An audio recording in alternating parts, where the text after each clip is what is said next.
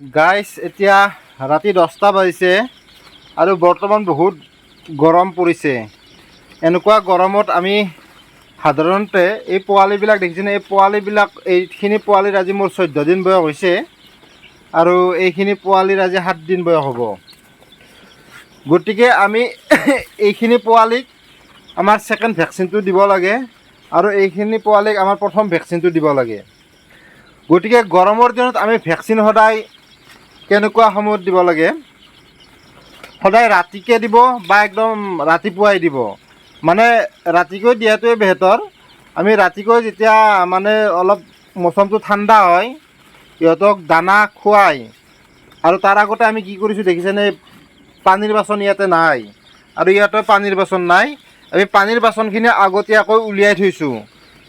কিয় উলিয়াই থৈছোঁ? যাতে ইহঁতৰ দানা খোৱাৰ পাছত পিয়াহটো লাগে, যাতে ভেকচিন মিক্স কৰা পানীখিনি অতি সোনকালে ইহঁতে খাই দিয়ে। মানে ভেকচিনটো খোলাৰ পাছত আধা ঘণ্টা 40 মিনিটমানলৈকে তাৰ ভেলিডিটিটো থাকে। গতিকে সেইখিনি সময়ৰ ভিতৰতে আমি ভেকচিনখিনি কমপ্লিট কৰিব লাগিব।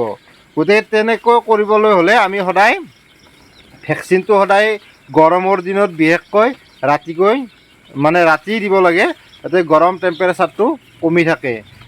আৰু ভেকচিনটো দিয়াৰ আগতে আমি দানা খুৱাই ল'ব লাগে আৰু পানীৰ বাচনটো আমি আগতীয়াকৈ উলিয়াই থ'ব লাগে। এতিয়া আমি আহক ভেকচিনটো কেনেকৈ মিক্স কৰোঁ তাকে আপোনালোকক দেখুৱাওঁ। এই দুটা পানীৰ বাচন লৈ লৈছোঁ, পানী বেছি দিয়া নাই, অকণ অকণ মানে এইটো ভৰ্তি মানে 4 ভাগৰ 1 ভাগ দিছোঁ আৰু। এতিয়া আমি ভেকচিনৰ মিশ্ৰণটো আপোনালোকক দেখুৱাই আছোঁ। গাইছ, এই ভেকচিনটো হৈছে আমাৰ IBD ভেকচিন। এইটো জৰ্জিয়া ষ্ট্ৰেইন। এই দুটা হৈছে, এইটো পাউডাৰ আৰু এইটো হৈছে লিকুইড, আৰু মেইন মেডিচিনটো হৈছে এইটো। এই লিকুইডখিনি আমি কি কৰিম, এই মেডিচিনৰ লগত মিক্স কৰি ল'ম।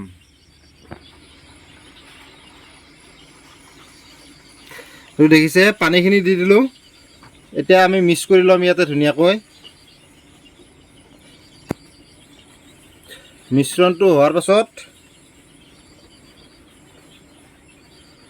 এইটো এনেকৈ আস্তে আস্তে কিন্তু হিলাই দিব লাগে, একদম জোৰতো দিব নালাগে, যাতে মিশ্ৰণটো হৈ যায়। এইটো IBD ভেকচিনৰ মিশ্ৰণটো হৈ গ'ল। এতিয়া আমি পানীত মিক্স কৰি দিম।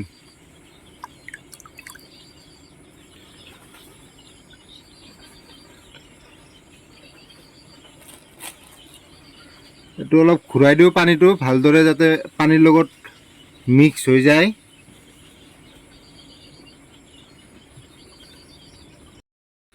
এই ভেকচিনটো হৈছে ৰাণীখেত F1 ভেকচিন। এইটো হৈছে পাউডাৰ ফৰ্ম, মানে মেইন মেডিচিনটো, আৰু এইটো লিকুইডটো। এইটো আমি ইয়াৰ লগত মিক্স কৰি দিম মিশ্ৰণটো।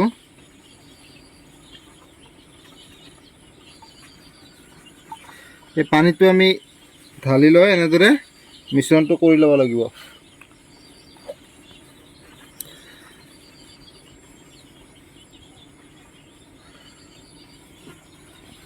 এই মিশ্ৰণটো হোৱাৰ পাছত আমি ইয়াতে এই পানীখিনি মিক্স কৰি দিলোঁ। এতিয়া আমাৰ দুটা মেডিচিনে মানে দুটা পাত্ৰত হৈ গ'ল ৰেডি। অলপ পানীটো ঘূৰাই দিওঁ যাতে মিশ্ৰণটো ভালদৰে হৈ যায় মিক্সিংটো।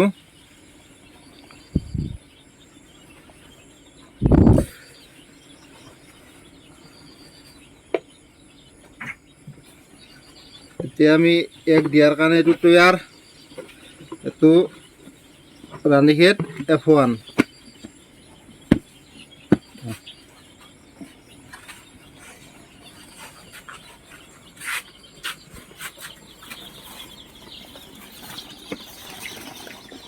ইহঁতকো দানা দিছোঁ। এতিয়া দানা খোৱাৰ পাছত এতিয়া পানীটো দি দিম।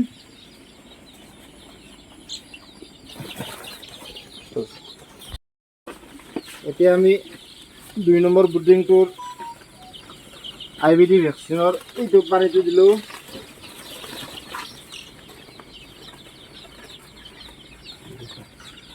এতিয়া আস্তে আস্তে খাব ধৰিছে। মানুহ থাকিলে অলপ ভয় কৰে, সেইকাৰণে, কিন্তু খাব ইহঁতে। এইফালে এইফালে এইফালে দেখিছেনে, এইফালে পূৰা ধৰিছে, হেঁচা মাৰি ধৰিছে। সেইফালেও খাব, এইফালেও খাব। এইকেইটা অলপ ডাঙৰ হৈছে, ইহঁতৰ ভয়টো কমি গৈছে, কিন্তু সৰুকেইটাৰ অলপ ভয়টো থাকে। ইহঁতে পূৰা হেঁচা মাৰি ধৰিছে, খাই শেষ কৰি দিব। গতিকে আমি পানী সদায় পাত্ৰটো আগতীয়াকৈ উলিয়াই থ'ব লাগে যাতে পিয়াহটো লাগি থাকে। আৰু এইফালেও এতিয়া ধৰিছিলে এই মাত্ৰ গ'ল আৰু সেইফালেও গ'ল, মানে ভয় কৰে অকণমান। গতিকে গাইজ গৰমৰ দিনত সদায় ভেকচিনটো আমি ৰাতি দিব লাগে যেতিয়া টেম্পাৰেচাৰটো আমাৰ কমি যায়। গতিকে অতিকৈ যেতিয়া গৰম দিয়ে দুপৰীয়াৰ ভাগত বা দিনৰ ভাগত আমি ভেকচিন ব্যৱহাৰ কৰিব নালাগে। তেতিয়া কৰিলে কি হয়, ইহঁত মানে দুৰ্বল হৈ যোৱাৰ সম্ভাৱনা থাকে, দুৰ্বল হৈ পেলাই মৰাৰ সম্ভাৱনা থাকে। গতিকে আমি সদায় টেম্পাৰেচাৰটো মেইনটেইন কৰিয়ে কামখিনি কৰিব লাগে।